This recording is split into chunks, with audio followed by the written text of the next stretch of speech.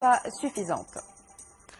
Hors-la-loi est toujours au cœur d'une polémique. Ce film qui évoque le massacre de Sétif est jugé révisionniste et anti-français. Sa projection au Festival de Cannes a suscité une grande colère. En réaction, des centaines de personnes, surtout des anciens combattants et des harkis, se sont rassemblés devant le monument aux morts de l'hôtel de ville à Cannes, en hommage aux victimes françaises de la guerre d'Algérie et des massacres de Sétif. Ce n'est pas une habituée du Festival de Cannes, mais cette année, la police doit veiller sur le tapis rouge. En cause, ce film hors-la-loi, réalisé par Rachid Bouchareb, l'histoire de 3 frères algériens qui fuient le pays après avoir survécu au sanglant massacre de Sétif.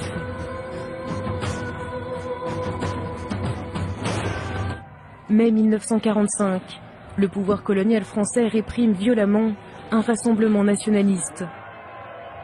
La manifestation se termine dans un bain de sang, plus de 100 Européens meurent et des milliers d'Algériens y laissent la vie.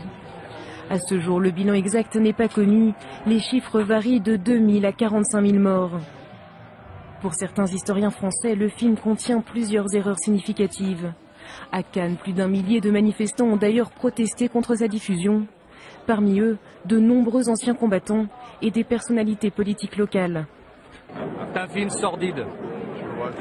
C'est un film caricatural, partisan, pro-FLN, et qui ne voit que les choses d'un seul côté, qui traite l'armée française de SS, qui montre la police comme une Gestapo. Vraiment, tous ceux qui iront voir le film seront mal à l'aise. Mais les cinéphiles s'insurgent contre cette polémique et soulignent qu'il s'agit bien d'une fiction et non d'un documentaire. Le réalisateur Rachid Bouchareb n'est pas historien. Il a le droit de reprendre un détail historique et d'en faire une fiction.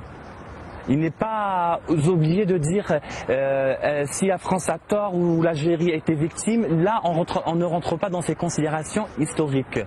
Même ligne de défense pour le réalisateur du film qui, dès l'ouverture du festival, a appelé au calme. Certains intellectuels et plusieurs associations ont également voulu défendre Rachid Bouchareb, mettant en avant le droit à la liberté d'expression.